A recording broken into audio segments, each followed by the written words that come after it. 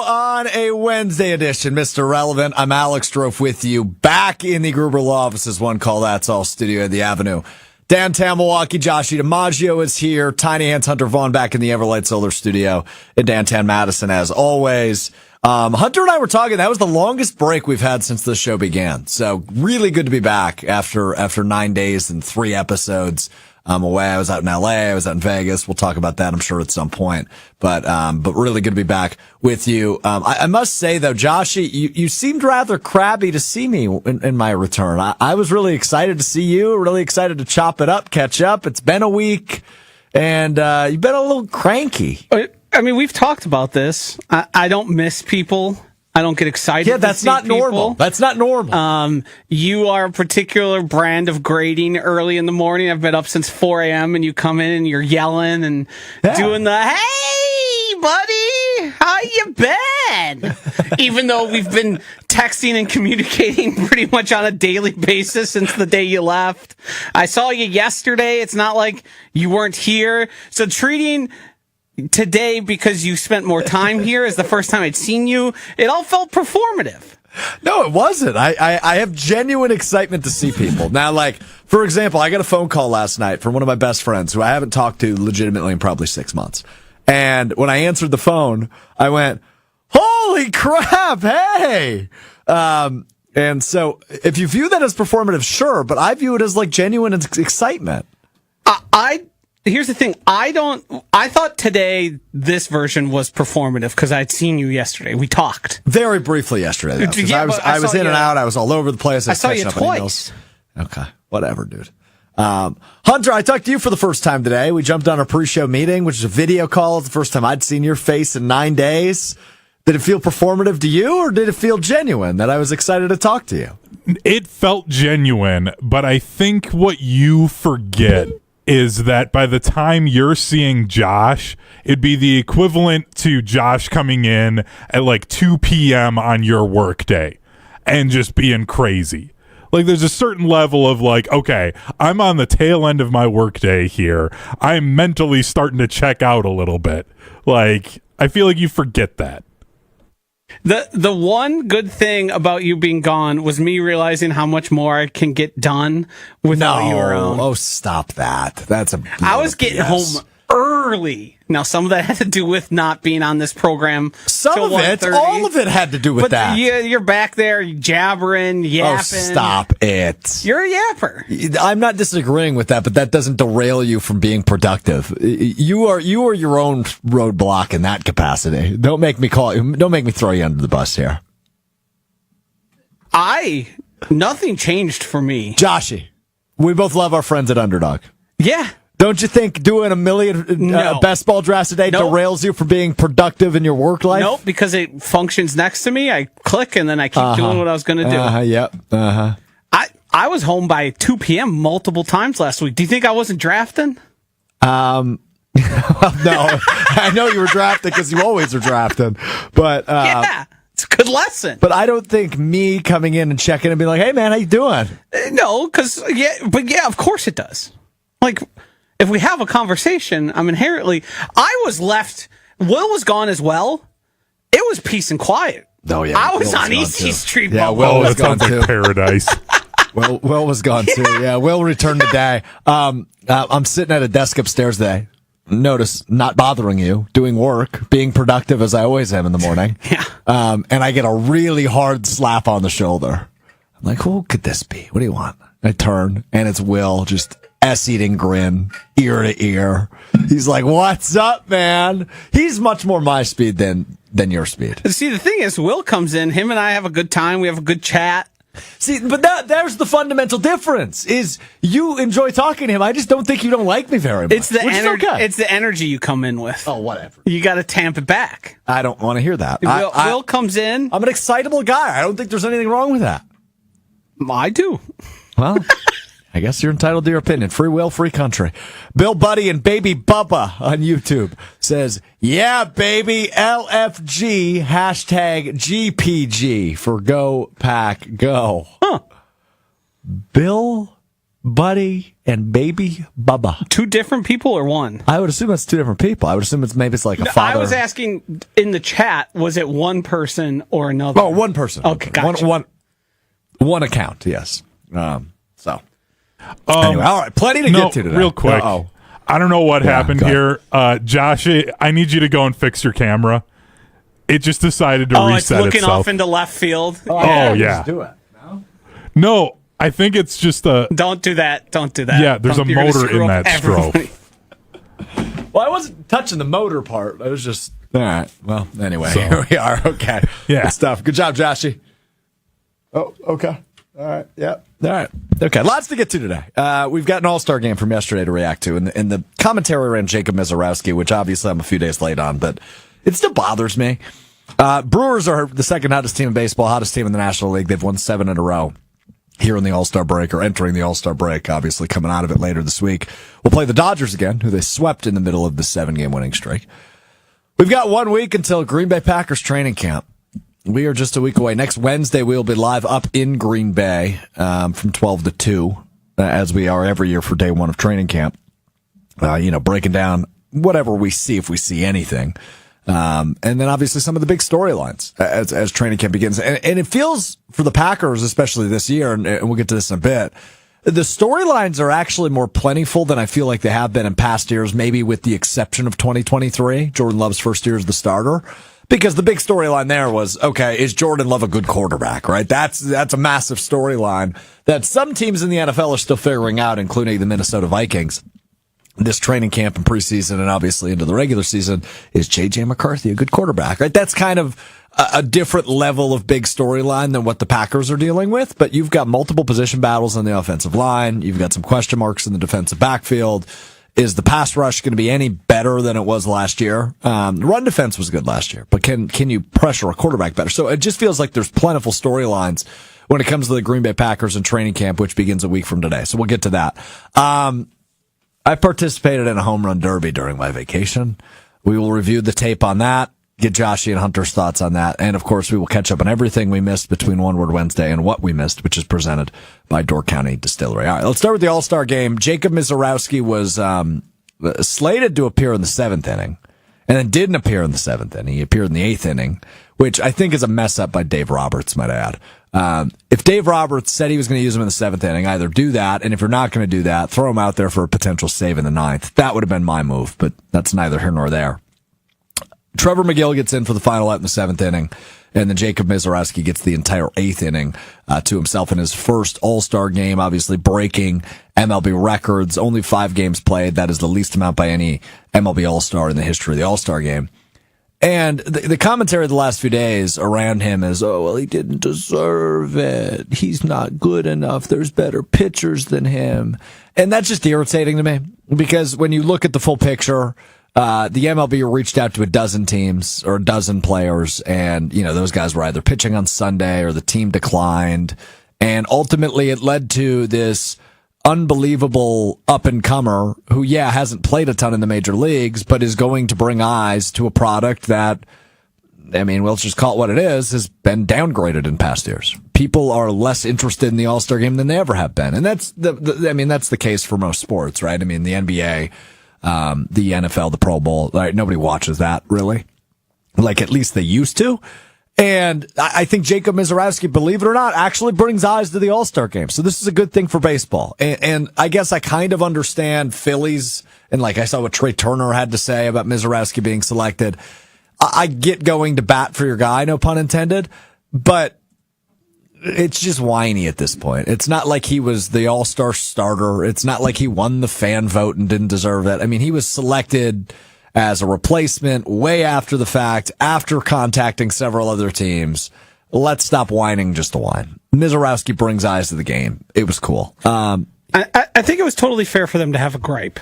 The Phillies, I agree with. Yes. The players going to bat for your teammate, I'm good with that. Yes, and I think that you would argue Sanchez was more deserving. Sure. But when you factor in he was pitching on Sunday, they asked his teammate Ranger Suarez. Yep. And that X amount of guys had been previously asked. It was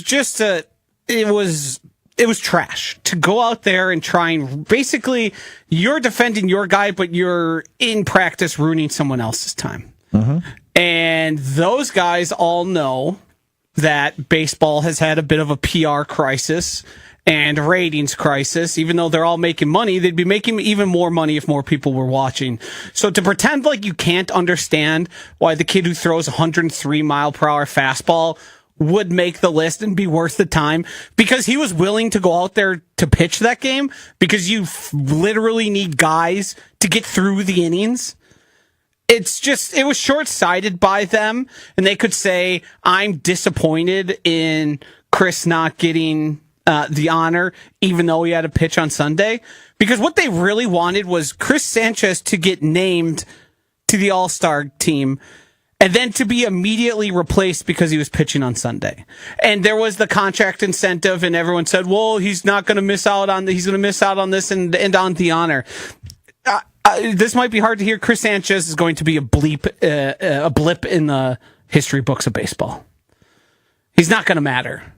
That's just, I tend to agree. That's the simple fact of it. You've got a guy in Misiorowski who's looking like, I mean, anybody you ask, this could be the generational pitcher. Sure, and that's with Paul Skeens out there. Yep. Who's performing as unbelievably to a start a career as like we've seen. And they're saying this guy's that good, if not better. And Tarek Skubal, right, who's on a generational run right now. Right. He's had a really good, this will be the third season in a row. He's been phenomenal, and obviously he started last night for the I know American everybody who plays for the Phillies isn't a Philly person, but they all take on the attitude Philly of somebody persona from Philly. Yeah. It's something happens there when you live around the rest of Philadelphia and you buy into the culture.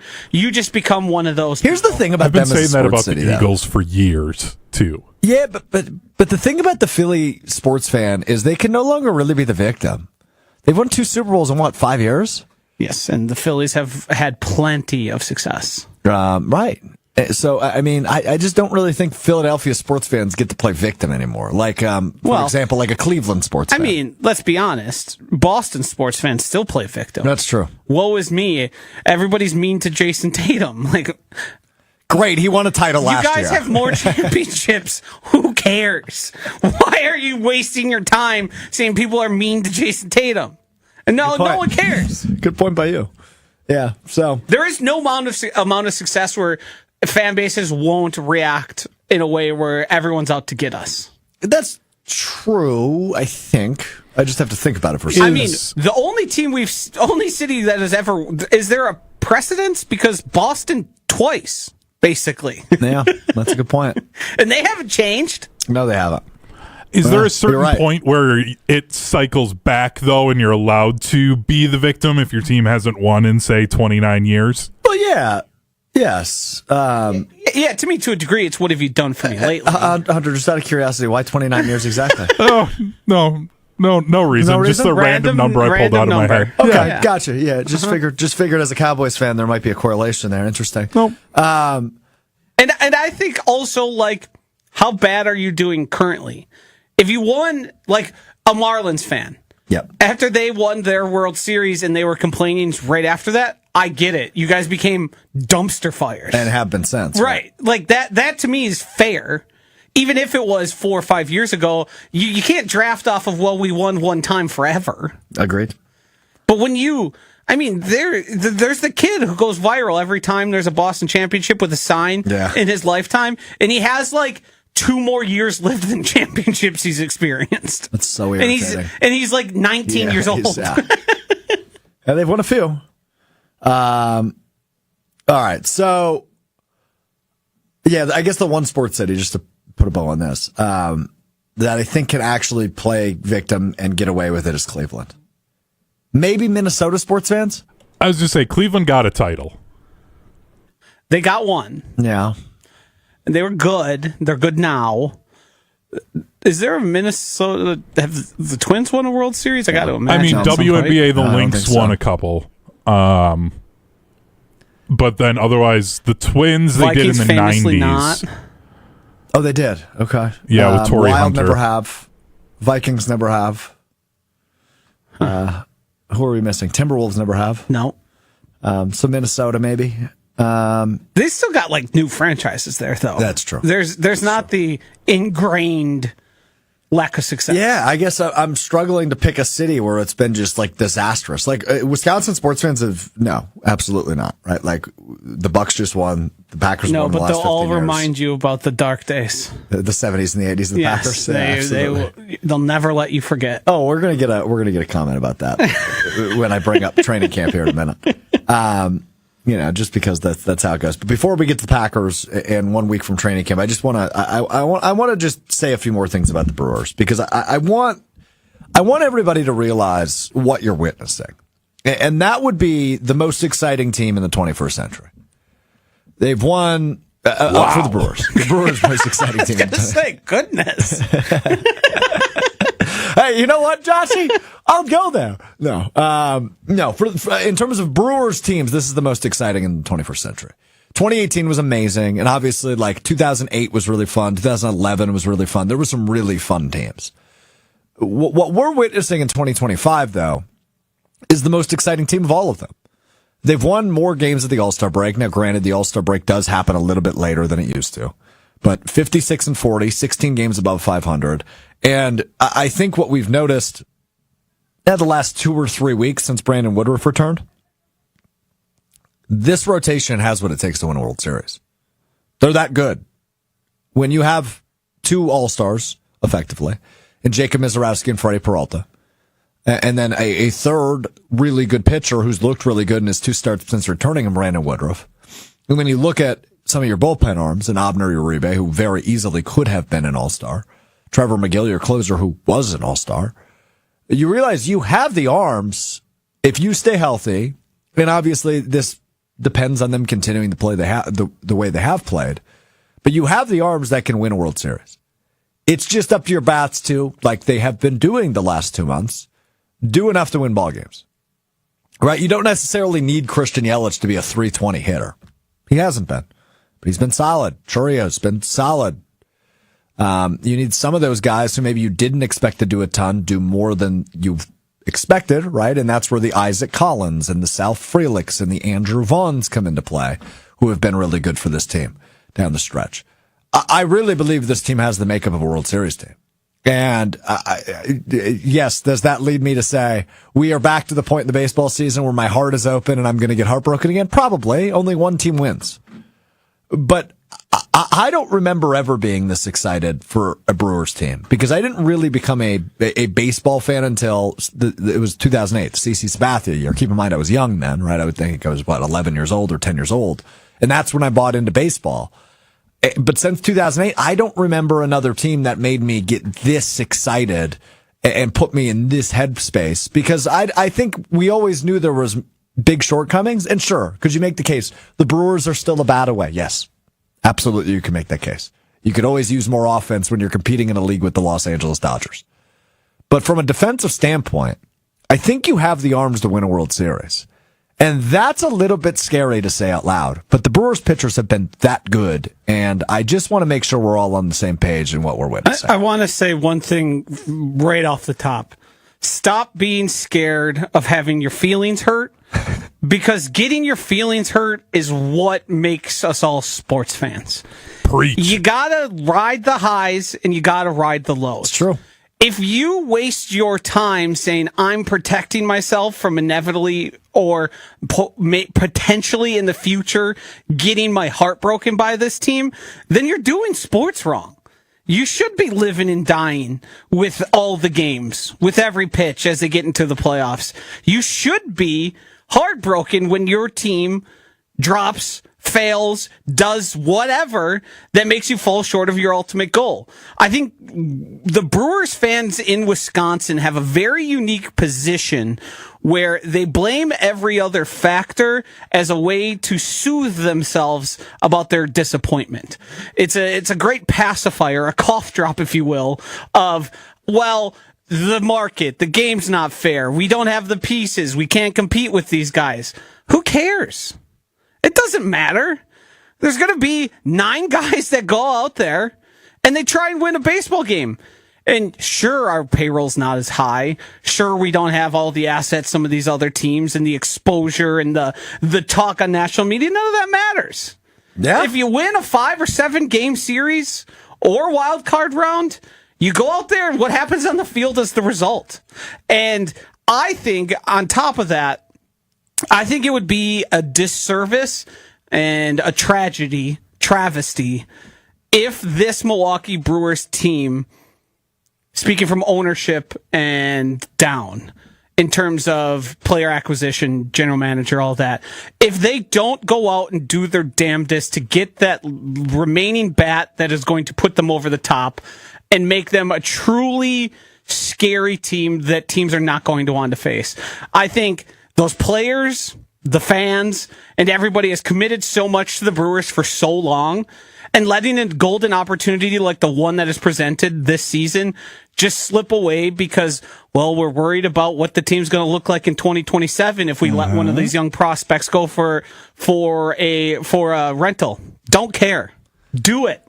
Well said. I'll deal with the maybe not fully stocked system in 2028, but I want a World Series. I do too. Yeah, I think that's really well said by you. Nuggeteers chimes in, preach to you, Joshy, because this is sports. Let's get excited because what we are witnessing, I don't know that we've ever seen as Brewers fans. I don't think you can have. I think there's differing layers here. Obviously, the 82 Brewers, that was as exciting as it can come. I think the 08 CC Sabathia, for its own, there was a belief, like, I remember feeling like every time CC Sabathia pitched, he could throw a no-hitter. A no-hitter, yeah. I mean, and it felt like whatever's happening here in Milwaukee with CC is something special. One of those, like, sure, they're not the best, but there is something where everybody else's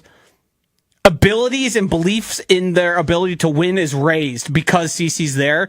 But that wasn't this in terms of, no, these guys are just as good. You just swept the Dodgers. Sure, they have some guys on the IL. Who says they won't when the time comes around?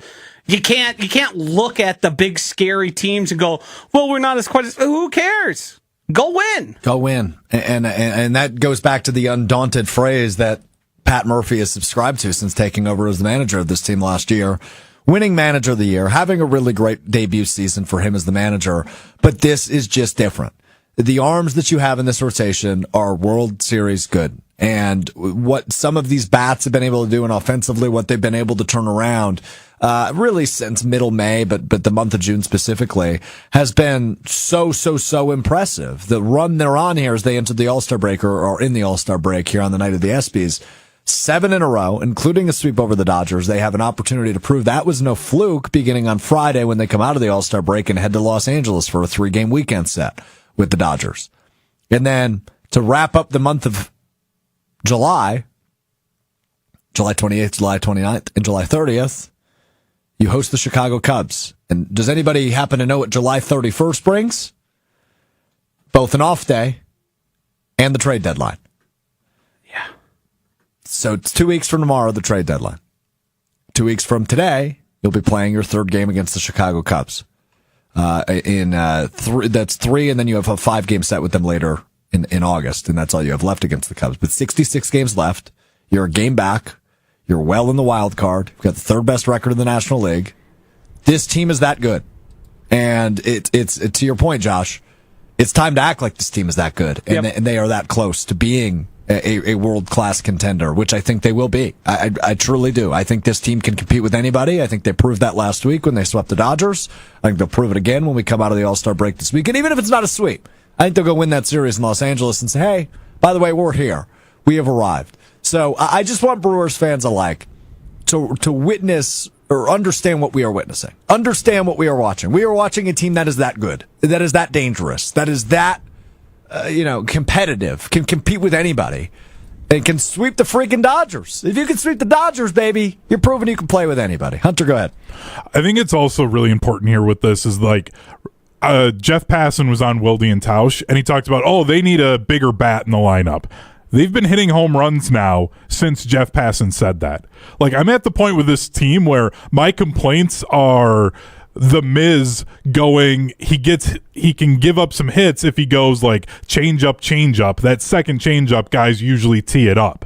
Like, that's my issue with this team now, is pitch sequences, because they're doing everything else so well. Like, this team is a complete team.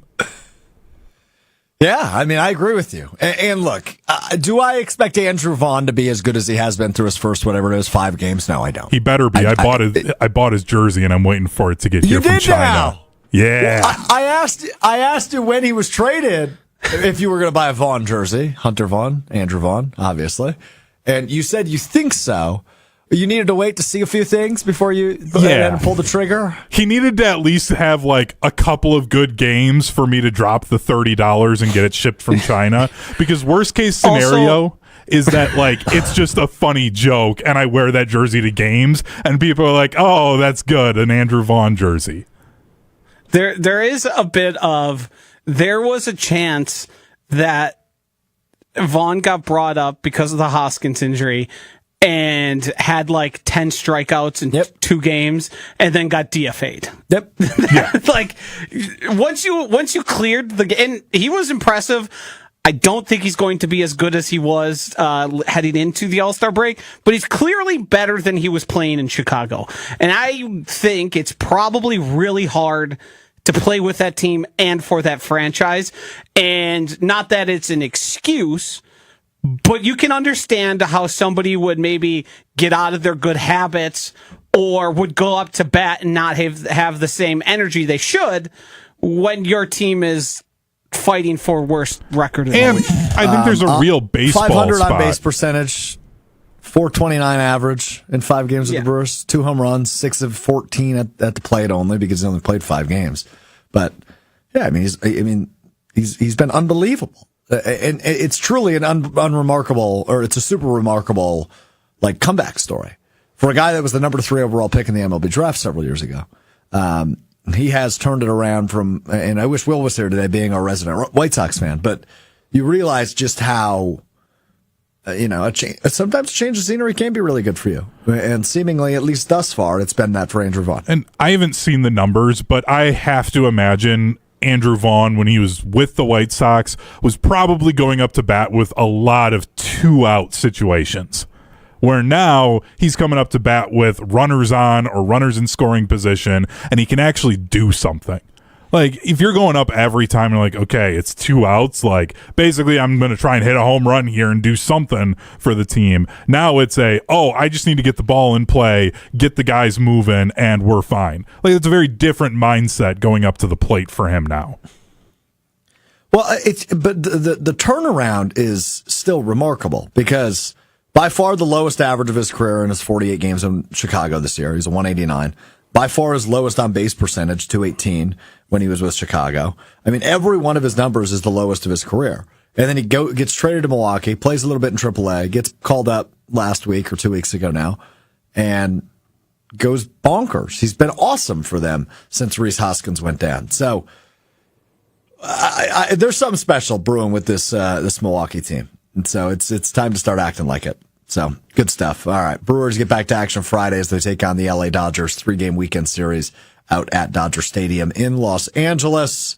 We will come back to a replica of Dodger Stadium here in just a bit. But I want to talk a little Packers before we do that because we are 1 week away from training camp for Green Bay. They start next Wednesday, a week from today. We will be up there all day long. Our ESPN Wisconsin team has it covered live from the Tundra Trio just outside of Lambeau Field, including myself. And I don't know if Joshua will be there or if he'll be here, but I know he'll be on the air with me from 12 to 2, a special edition of Mr. Relevant a week from today, breaking down the first day of training camp. You look confused. I forgot we talked about that yesterday. Yeah. No one's mentioned a word to me about it. Except me. Yeah. News to me. Well, Jim, Matt, and Molly will be 12 to 2 in Madison, so I don't know exactly how this is going to work. Okay. Maybe we just do a show for the 3 people in the room together. What do you mean? Just the 3 people in the room together? Me, you, and maybe Hunter. Just do a show for each other? Yeah. That'd be fun. I mean, just hanging out. That's what our show prep calls are. Having some just doing a show having for some me. Door counties. Yeah. Twist my arm. So I said it at the top of the show, but I'm really intrigued by this training camp for Green Bay because it feels like the storylines are more plentiful than they have been in past years. And again, I try not to... Plentiful, not plentiful? I said plentiful earlier. I said plentiful today, or this time. It's plentiful, but it's spelled plentiful. I don't know if either one is wrong. Plentiful? Like, I don't know if saying plentiful is technically wrong. It probably is, but... You may never know. I mean, it's me, after all. Tomato to me. Yeah, I agree with you. Well said. So, I am really... I'm really intrigued by a lot of things in Packers training camp. Now, again, when it comes to storylines, I'll just reiterate this one more time. It's very different than 23. You had a much larger big question that year. This year, you don't have a ton of big questions, but you have a lot of questions, right? Who's going to be the left tackle? Who's going to be the right guard? This Zach Tom situation is fascinating to me. Adam Stenavich, the offensive coordinator for the Green Bay Packers, said he's going to be in a competition for the right tackle job. Despite being the third best right tackle in all of football last year. Will he hold out for a contract? Which, if I was advising him, I'd tell him, yeah, don't step a foot on that field until you have a new deal. Zach Tom entering the final year of his contract and has been the Packers' best offensive lineman the last couple of years. So there's a lot of offensive lineman stories. There's also the story of the wide receivers, right? Are they just letting Matthew Golden go? Is he taking all the first team reps?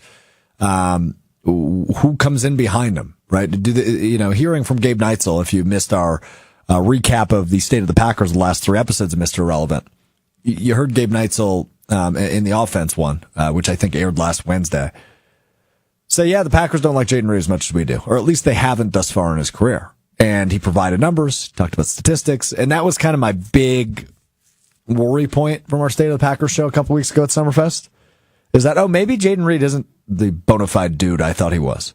And maybe he will be, right? And maybe they trust him more after another year under his belt. But the wide receiver room obviously is just a story because you want to know who's going to be on the field. If you're a fantasy football player, I imagine you're all subscribing to the idea of, if his name is not Matthew Golden, avoid Packers wide receivers. And maybe even if his name is Matthew Golden, avoid Packers wide receivers. In fantasy football, that is. Not me. Rookies in the 8th, 9th round. Great value. Matthew Golden, specifically. Yeah. Defensively, you won't have this answer to the regular season, but can the pass rush be better? All right, can it just be better? Please, for the love of God. And then cornerbacks, what are those guys looking like? Because, thought this was interesting today, looking at ESPN.com, they're doing their position-by-position rankings. Who are the best, who are the best, what is it, Joshie? Who are the best receivers today, I think it was. And it was a top 10 list. I figured it out. I located it. I found it. I'm hung up on Tucker Kraft not even getting an honorable mention. For a top 10 tight end? Yeah, that was... well, I'll just throw this out there on the receivers quick. Of the top 7 receivers in the National Football League, according to executives, scouts, and coaches, of the top 7, the Packers play 6 of them this year. Woof. 2 of them twice, in Amon-Ra St. Brown and Justin Jefferson. And obviously they cut Jair Alexander this offseason and did not draft a cornerback until the 7th round. So you're rolling out Carrington Valentine, Nate Hobbs, Keyshawn Nixon, and you're hoping they can lock down 6 of the top 7 receivers in all of football. And there were 16 names listed in total in this list, counting the 6 honorable mention. They play, I think it's 9 or 10 of them, right? Because a couple of teams that they play have 2 of them on the list, including the Cincinnati Bengals. Terry McLaurin is an honorable mention, right? I mean, there are some really good receivers the Packers played this year, and you're kind of uncertain on how to feel about this cornerback room. So that's what training camp excites. That's why training camp excites me. And also, as we bring back the Mr. Irrelevant Award sometime next week, we might have our new winner this year of the guy that's in the best shape of his life. A.J. Dillon was the inaugural winner last year. How'd that work out? Poorly. That would be correct. Yeah. Haven't we heard that about somebody already? I think we've heard that about a couple people already. I was going to say. Yeah. Well, and then there was I think Isaiah McDuffie maybe was one of them. Yeah, and there was the picture of Lucas Van Ness that they posted, and it was like photoshopped, but he just looked jacked. So I think that counts. So anyway, our awards committee, by the way, we'll have to get together. I think next Friday we will do our annual Mr. Irrelevant Awards. Is this the third annual, Hunter? Is this the third time we've done this? I think so. Well, we did like a random, like, ESPYs version. I don't remember doing this. I think we did one the week of the ESPYs last year. Yeah. And that was when I gave out the Salvatore Frelick Guy You Irrationally Love Award to Salvatore Frelick. That was awful. I thought it was great. I think Doug Gottlieb won an award for something. I don't remember, but we'll have to look. Man, oh man. Good stuff. So anyway, training camp a week away. We'll be there. What? Just, you're petering out here. You're out of practice. It's been a while. Yeah. It's been a while. Yeah. All right. You want to get to the tape? Let's get to the tape. So last Friday, I was at Los Angeles at an event for a sister station in Los Angeles, ESPN Los Angeles. And they do an event called ESPN LA All-Star Friday Night, which the nightcap on the event is all of their like on-air hosts and some of their talent, right? George Sedano and Ramona Shelburne will maybe be two of the names everybody would know from watching ESPN. They all play in a softball game. But before that, it's an all-day event at this awesome sports complex in West Covina, California, which is where I was. And it's 6 baseball fields, and all of the baseball fields are replicas of major league ballparks. So the one where I participated was Dodger Stadium for obvious reasons, but there was also like Wrigley Field was there, and Fenway was there. Why are you smiling at me like that? I just love you learning about sports complexes. Do a lot of them exist that have replica fields like that? I don't know if they will do all of them, but there's certainly, as somebody who played some travel youth baseball, there's definitely places you go that if they're not directly referencing it, you can look at it and go, well, that's obviously Fenway, or that's obviously. But but Joshy, these were legitimate replicas. Yeah, and maybe they took it over the top, a little extra money out in California, but this is a common thing for really? Sports yes. Oh, okay. Well, as you are about to see via the film, yeah, I didn't play baseball growing up. I announced baseball growing up. That's damn clear. So anyway, one of the events was a listener home run derby. So listeners of the station got the opportunity to sign up and come participate in a home run derby. And the rules were you got 90 seconds to hit as many of the balls off the tee as you could and to hit as many home runs as you could. So it was a minute and a half, which, by the way, might I add, was way too long. I was gassed. Which you will see at some point. So, I have this sped up to about 150% so we can get through it a little bit faster, just so everyone knows Strouf is not moving this quickly. Well, it'll look even worse than typical, but all right, go ahead and roll the tape. We'll talk through it. So my first swing was a home run. I had a home run in my first swing. Second swing, grounder right in front of me. Third one, grounder right in front of me, same thing. Fourth one, pop up. I think it landed right behind second base. Fifth swing, hit that one out, I believe, or just short. Sixth one, I think I hit out. And then it's all downhill from here. Seventh, short fly. Eighth, short fly. Ninth, don't even think it made it to the outfield. 10th, definitely didn't make it to the outfield. 11th, I smoke the tee. It falls over. I pick up the ball. The intern picks up the tee. I put it back on the tee. I swing again. I pop it up. I think barely made it to the outfield. That one, close. Just dead center. Didn't get it out. Following one, pitcher's mound. Following one, bounced right in front of me. I just chopped it off the top. Following one, hit the tee over again. So I'm counting here. I think I'm almost to about 20 of them. Okay, another one to the pitcher's mound. Another one to the pitcher's mound. Didn't get past second base. And you can just tell I'm out of steam here. In front of the pitcher's mound. That one made it to the outfield. And that was it. How many did you hit left of second base, if any? Just a few. Couple. So are you able to look at the film and see maybe where things went wrong for you? Well, there's multiple correct answers here. We would agree on that. Okay. Real quick, Dr. Denver Dan says that swing is way more athletic than I expected. You ruin it all by running to first. I appreciate that. I don't agree with you, though. It's not. So first But off, I understand how you would think maybe it would look worse after seeing you run a 3-cone and seeing you throw out a first pitch. so first off, can we talk about the leg? Yeah, you got no idea what your front foot's supposed to be doing. No, correct. No, he was just doing that because he saw I- it on TV. Yes. So here's what I was thinking when I walked up there is I need to hit this far and high. So I need to load everything back into my back shoulder, which would be my right shoulder because I'm right-handed. So I'm thinking if I step up, I can kind of get my shoulder lower because it's off a tee, and the tee's not for 6'3" dudes, full-grown men, right? It's for kids. And well, that didn't work as well as I thought. A good natural way to compensate for that would be to have an actual foot slide. You know, when you see a batter stand, they slide out so you widen your base, drop your center of mass, and would drive through the ball. You are, first of all, you're a mile away from the tee. And that's why I was trying to utilize the barrel of and that. that's why you kept hitting the ball to right center. You were hitting off the end of the bat. You were not at the sweet spot. Oh, I wasn't. No. Oh, I thought I was. No. You were using the bottom quarter of the bat, and that's why as you were swinging, the ball was going that way every time. Okay, yeah, that makes sense. You were probably too far back. You'd probably want to stand up. If you're trying to hit home run derby, you watched a little bit of it, I presume? I did, yeah. Where's the ball go? Well, what do you mean? Where's the ball go? Oh, when it just hit off the bat? Uh-huh. I mean, it was sprayed all over. No. They pull the ball. They pull the ball. Yeah, and sometimes they go to center field.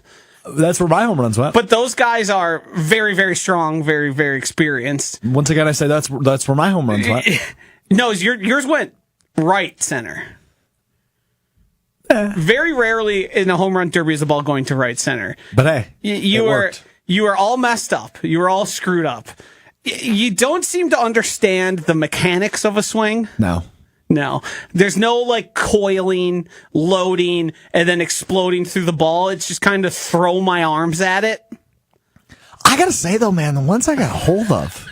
Yeah, so because it's hard even to tell a the blind depth. squirrel finds a nut. Yeah, Well, I don't know that you necessarily need to say that. yeah. I mean, that's what was happening. You think? Yeah. Oh, I think I was. That was luck. Like, I watched that video, Strouf, and literally the first thing I thought was, did the tee say something to your girlfriend? Because you made more contact with the tee than the ball. You were knocking that thing around. I did hit it over twice, which probably led to home run derby. So Can I just point something out real quick? I didn't take last place. Was it a handicapped person? Was it somebody who was 12? No, he was old though. Okay. That would have been our 0. third choice. Yeah. That like, so how deep were the fences, and then how deep was the actual fence they put up for the Okay, derby? so the actual fence, which is not the one they put up, that was the actual ballpark fence. That was 290, I think. Okay, so was it actual dimensions to the stadiums? No, or- I think it was smaller. Yeah. The fence was about halfway into center field. So I would say probably 200 feet. Yeah, it feels like they put you at 200. That seems about right. That's still a long ways. How do you think you would do here? Better than 2, I'll give you that. Yeah. The only thing that I would have an issue with would be stamina. Would I run out of... Because that was harder than I thought. the right move there is probably, and you'd have to be really strategic about it, is slow and methodical versus cranking. But I understand once you hit one 2 feet in front of you off the ground, you immediately want to fix that air and swing again. Yeah. I probably have 10-ish. I've played softball. I played baseball all throughout my youth. I hit off a tee a lot because as much as, T-ball is a thing for kids, baseball players use tees a lot. So I've experience in, trying to drive the ball. Will and I and Hunter were all discussing this beforehand. I honestly think you'd have a better chance if somebody was throwing you the ball than off a tee. I agree with you on that. Because the added momentum would be a great help to you. You wouldn't be thinking, I need to get so high up on this. You would just be sort of swinging. And with the fences as short as they were, just by the nature of it, you could. Did I tell you who else was in this home run derby? There was a former baseball player's son. Yeah, Oral Hershiser's son, the 3-time All-Star, former Cy Young Award winner. Yeah. His son was in this. He did not take first place. He's 6'8". Yeah. So he made me. So your 6'3" complaint of. Correct. Yes. Total BS. Total BS. Yeah. Bad excuse. Yeah. I think he hit. We also I think need he to hit back 14 in the first round. Yeah, go ahead. You just dropping how many times he went to All-Star games. Like, when did you look that up?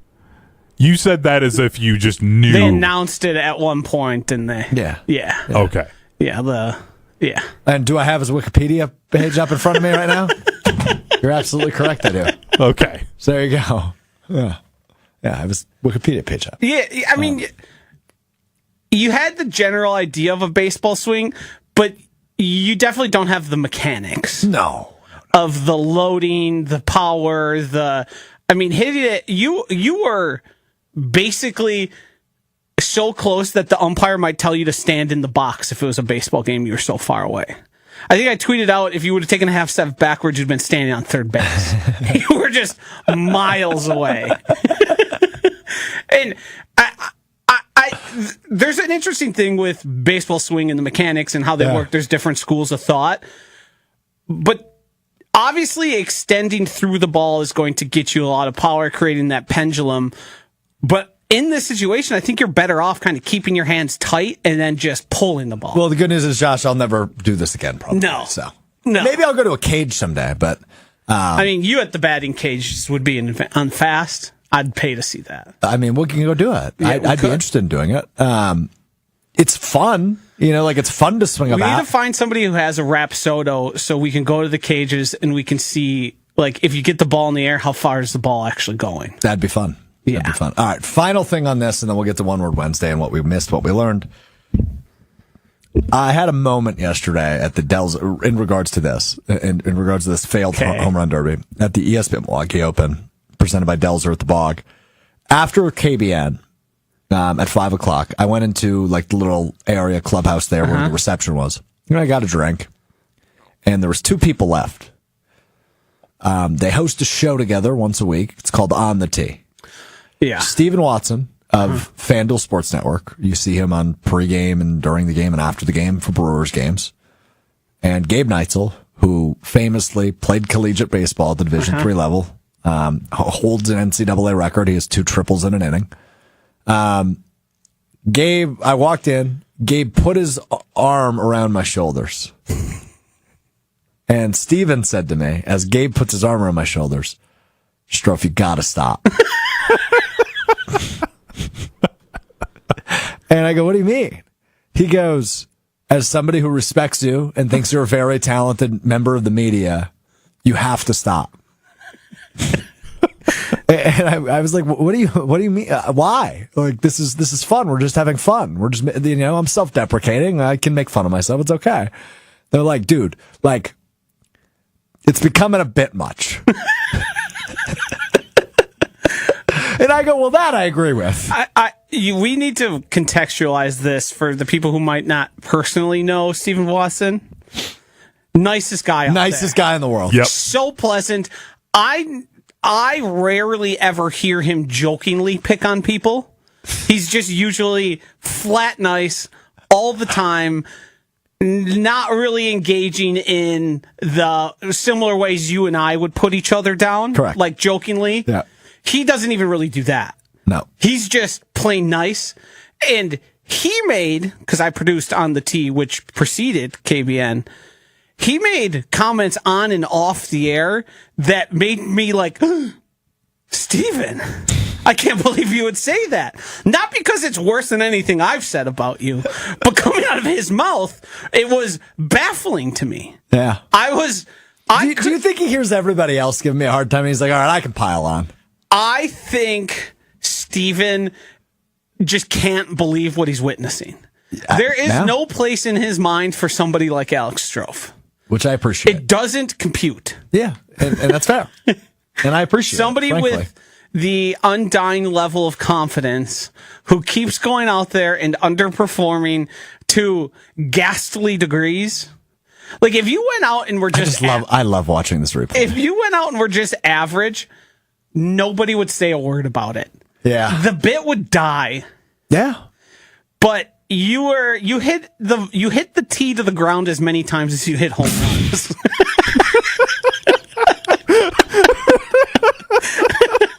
I don't think that can be stressed enough. I think you're the first person to point that out to me.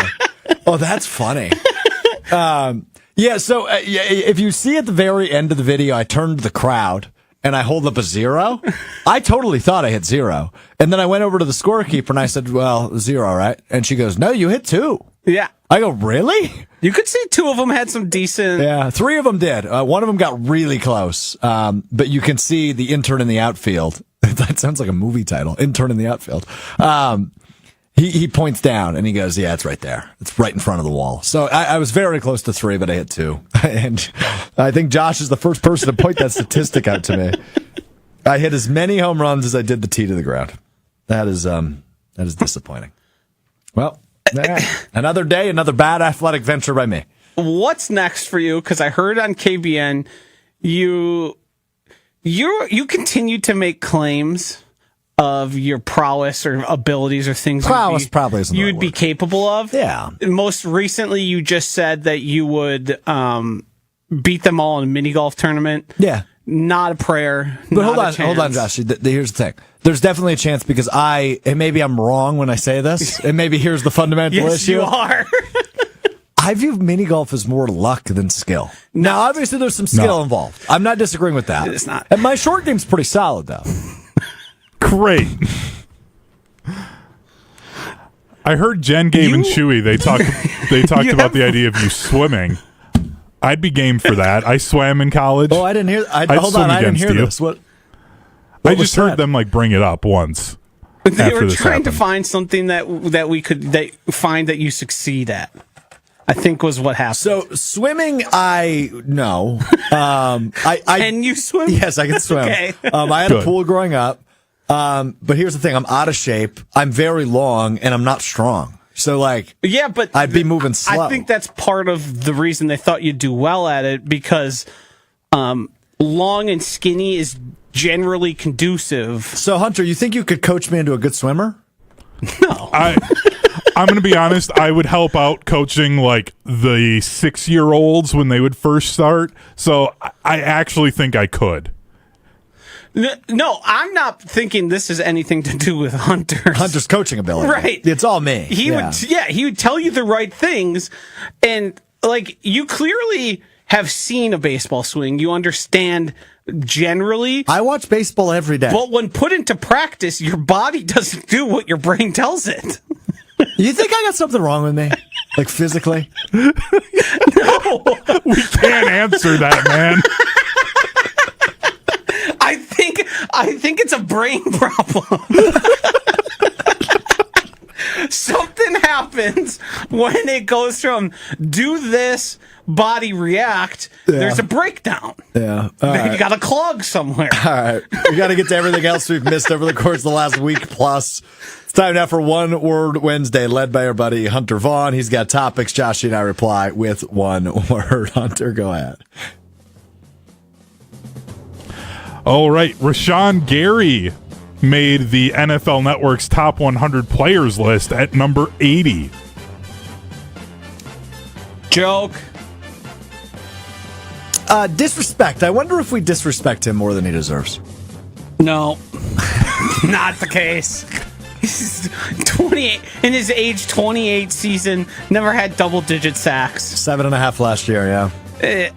And then Tucker Kraft doesn't even make honorable mention. We got guys like freaking Cole Kmet. Yeah. They replaced him with a top 10 pick this year. What are you talking about? The Chicago Bears extended Ryan Poles. Thank you. Thanks. I guess that's one word. Yep. Hallelujah. Oh, good word by you. The Superman movie has a 93% audience score on Rotten Tomatoes and went above box office projections with an opening weekend of $122 million. I gotta say, wrong. I was wrong about this film. I told Hunter that I planned to see it, and I thought I was going to get a typical Marvel DC comic thing where it's just kind of the same thing over and over again. This movie seems to not be that. Yeah, you seem impressed by it. Hunter obviously raved about it. Yeah. Mike Francesa, not so Not thrilled. so much. Yeah, common denominator there, though. Yeah. People that didn't like it. Well, and I mean, have you heard his sports opinions? Yes. I mean, Apply that to other places in his life, and you start going, yeah, I don't know if I should be taking this guy's advice. I also Stanley can't died. trust somebody's. Who's Stanley? I can't trust somebody's opinion on a movie if he's falling asleep during his own radio show. Like, I can't do Yeah. it. He never fell asleep. It never happened. No, he was just Or when he snoring farted. into the mic. ESPN has been doing That a never happened. top 10 of each position group as voted on by executives, coaches, and scouts. Just 2 Packers since we last had a show have made it into the top 10. Xavier McKinney, number 3 for safeties. Elton Jenkins, Nice. number 9 inside interior linemen. Jordan Love was an honorable mention just outside of the top 10. That's good. Yeah, typical. I'm not surprised by this. Inaccurate. Is it, though? Well, Tucker Kraft. I hear you gripe on that. Tucker Kraft and Zach Tom was 3rd team All-Pro. Yeah. So Well, he that- would be. That doesn't exist, but he would have been. Yeah, that means there's 2, 4, 6 total guys that you would think would be there because they're were voted. No, let me rephrase. I'm sorry. There's only one right tackle on each the first and second team All-Pro. There's not a third team All-Pro. He would have been the third team right tackle. Yes. Did they? But they ranked tackles, or they ranked Yeah, they went right tackles. and left tackles. It was Okay, just so all never tackles. mind. Your math is correct then. Yeah. Right. So it takes a while sometimes for the guys to get their proper recognition. Sometimes they're early to it. They're early to their peers. Yeah, but I do think also Edrin Cooper was deserving of at least an honorable mention. in this. I agree. I would just say this. I think a theme of this offseason has been the Packers lack superstars. Yes. These lists are just going to echo that. I mean, what we hope is 1 year from right now when we're discussing next year's lists of this variety is there's a lot more Packers on them. It should be noted, Josh Jacobs came out before I went on vacation. Yeah. He was in the top 10 for running backs as well. 6th, I believe. Yeah, I didn't add him. The only group we have left is cornerback, but nobody's showing up on that. They won't even be on received votes. One last one. Seth Walder of ESPN graded the Packers' offseason so far as a C+. It's an honor. Every team seemingly that wins the offseason has terrible seasons. So thank you, Seth, for not pretending or not doing the whole thing of how many years have go back and look at previous offseason grades. If you do that exercise, I think you'd be stunned when And how you look many the Bears? and how many that they simply just got wrong. Yeah, I agree with you on that. This Gabe brought this up, I believe, on Jen, Gabe, and Chewy a couple weeks ago. These rankings and this stuff keeps happening, and the Packers keep being better than everyone says. Like that seems to be a consistent theme in the post Aaron Rodgers era. I'll just say this: I'm pretty neutral on it, given that it is a very neutral grade, right? A C+. It was the 7th worst. Really? Yes. Okay. But I mean, I think we can all agree, at least from a free agency perspective, it's not like the Packers had a sexy free agency class. No. Like they did maybe a year ago. Dude, I mean, But, how often? he do they? also- I think it was a good offseason. He said in there about, because he mentioned the Aaron Banks signing, and part of the knock on that was the fact that other guys who he thought were better than Banks signed for about $10 million less. So they overpaid for a guy that he felt they could have gotten better players for. I'll just say this. I trust Brian Gutekunst and company's evaluation more than I do Seth Walters. I would agree with that. And that's a good place to end our one. I was just explaining the reason for the grade. I wasn't saying anything about your comments. Yeah, I was just saying, generally, there's something interesting that happens where the guys in the analytics world think they outsmart GMs a lot, and certainly there are some. Right, and certainly there are bad ones. But when guys with like a reputation and they're like, what are they doing? It's like, well, I mean, I don't know, building a perennial winner. Yeah, and here we are. Packers looking to make the playoffs for the third straight year. Okay, time now for what we missed, what we learned. It's time now for that, which is presented by Door County Distillery. Boy, am I rusty. It's been a few weeks. What was that? Just rust. Just knocking off the rust. It's the off season for me too. Rust or rest? Oh, both. No, I didn't rest much. It's going to be rust. I need rest. Vacation, you don't sleep a lot. What we missed, what we learned is presented by Door County Distillery, locally produced. No. Vacationing right, making the most of it. Maximizing my hours. What we missed, what we learned. Presented by Door County Distillery, locally produced, handcrafted, award-winning spirits made locally in beautiful Door County. If you're heading up there the rest of the summer, make sure you stop in Carlsville, just north of Sturgeon Bay. Do the tours, do the tastings, check out the exclusive product. And if you're not, elevate your tailgate, elevate your party, elevate your family reunion with Door County Distillery's rums, whiskeys, gins, vodkas, all the in-betweens, many of them with local infusions and collaborations like their cherry brandy and their cherry vodka with local Door County cherries. You can find the retailer nearest you with their search tool, which helps you find the specific product you're looking for on their website, doorcountydistillery.com, as well as a ginormous list of unique cocktail recipes. That's at their website, doorcountydistillery.com. Have you heard of the band The Velvet Sundown? I can't say I have, no. This, to me, and I'm sort of bummed that you didn't come in with, you got to hear about this band, The Velvet Sundown, because they have surpassed 1 million monthly listeners on Spotify. Is this the AI band? I have heard about them. Yeah. And I haven't heard them. I haven't pressed play. I won't. I'm refusing to. And I see this. I don't know what they sound like. Couldn't tell you. This is, to me, I want you to get tricked by an AI band. You think it's probably butt rock? Yeah. No, the way they present is trying to be like a, what's that awful band that tries to sound like Led Zeppelin? Oh, Greta Van Fleet? Yes. I don't think they're awful at all. Awful. Really? Shudder. Oh, they're good. It's that scream vocals where it's have a not little bit convincing. Of that, yeah. I mean, I think I liked them better as Led Zeppelin. That's the point. That's fair. Here, I would just say this about them, though, is I probably have a soft spot for them. I saw them open for Shinedown, of course, at Summerfest. And every member of that band is younger than me. Aren't they like brothers or something? I think there's some relation somewhere. I just don't know exactly what it is. Can't trust them. But I think they're all like 23. And they got famous when they were like 15. So I don't know. I think they've got a neat sound, but that's neither here nor there. A sound that happened 40 years ago in a much better way, but okay.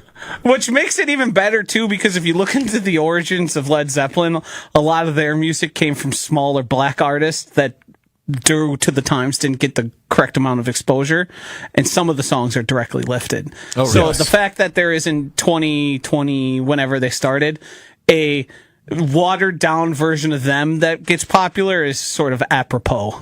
That is a little apropos. That's good. How did we miss the nickname Big Dumper? How do we miss that prior to the home run derby? I had no idea Cal Raleigh's nickname was Big Dumper. I've known You're just not a ball knower then. Yeah. Oh, okay. Apparently I just didn't know that. I think they were saying it last year about him. And I may have just forgot then. Yeah. So it's just because he has a big ass? Just to my knowledge. So what do they call me then? Like no dumper? Because I don't have one? The idiot dumper? Well, you just wanted to call me an idiot. Sure did. That was bad. I mean, you did kind of set yourself up for it. Not the idiot dumper. You could do better than that. The moron dumper? All right. The dip bleep dumper? We're done here. Good, really, what do you want? Really good to be back. We're back with you Friday beginning at 12:30 Central, ESPN Madison, ESPN Milwaukee on YouTube, the ESPN Wisconsin app, Apple Podcasts, Spotify, all the in-betweens. Will Summers will allegedly rejoin us Friday. Joshy, sorry you no longer have peace and quiet. It's only going to get worse because football season only brings more Strouf. Yeah. I need a vacation. We'll talk to you Friday. Thanks for hanging with us. Peace.